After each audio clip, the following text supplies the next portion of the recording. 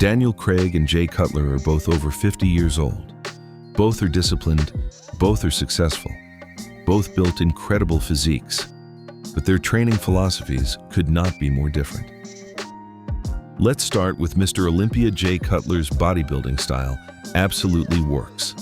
Training like a bodybuilder can build massive shoulders, huge arms, incredible legs, and overall, one of the most impressive physiques possible. For pure muscle and aesthetics, Daniel Craig doesn't even come close to prime Jay Cutler. But the real question is not, can bodybuilding build muscle? Obviously it can. The real question is, how long can you realistically keep it up? Because if your workouts leave your joints wrecked, your energy drained, and fitness feeling like a full-time job, then what exactly are you training for? Now, before the bodybuilding community attacks me, let me say this first. Jay Cutler is a legend. Becoming a four-time Mr. Olympia takes discipline that most people will never understand. This is not a bodybuilding hate video. But most people training today are not trying to become professional bodybuilders. They want confidence, they want energy, they want health, they want longevity, they want a physique they can maintain. And this is where Daniel Craig's philosophy becomes really interesting. Craig has said before that he trains for performance, not vanity. Think about that. Performance, not vanity. His workouts focused on movement, athleticism, conditioning, mobility, and functionality. Not just looking huge standing still in front of a mirror. And that mindset may be why his physique aged so well. Because during his James Bond years, Daniel Craig had one of the most desired physiques in Hollywood. Lean, athletic, strong, capable. But the crazy thing is, he wasn't chasing size for the sake of size. The aesthetics followed naturally because his body was performing at a high level. Meanwhile, bodybuilding training is built around maximizing muscle size, symmetry, and hypertrophy. Again, nothing wrong with that if that's your passion. But ask yourself honestly, what are you actually training for? Because carrying extreme levels of muscle mass comes with trade-offs.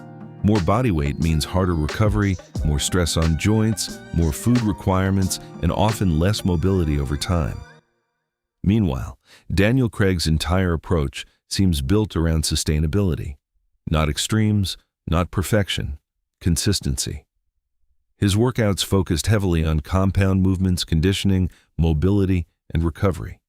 And honestly, that's probably much closer to what the average person actually needs. Because most people are not stepping on a bodybuilding stage.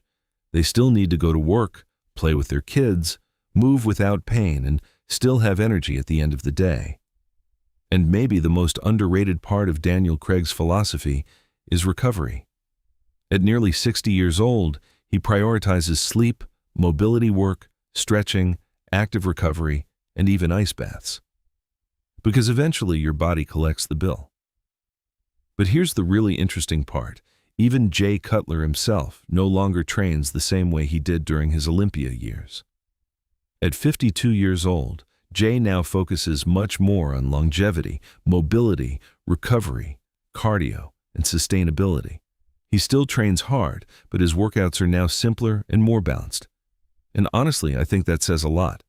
Because eventually, even elite bodybuilders start prioritizing longevity too.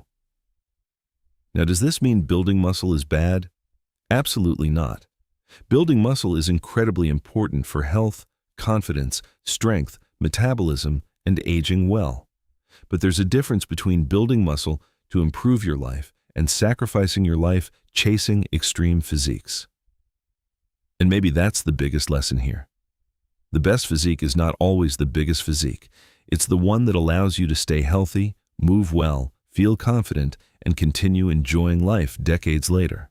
And honestly, that may be why Daniel Craig's training works better than Jay Cutler's for most people. Action creates greatness.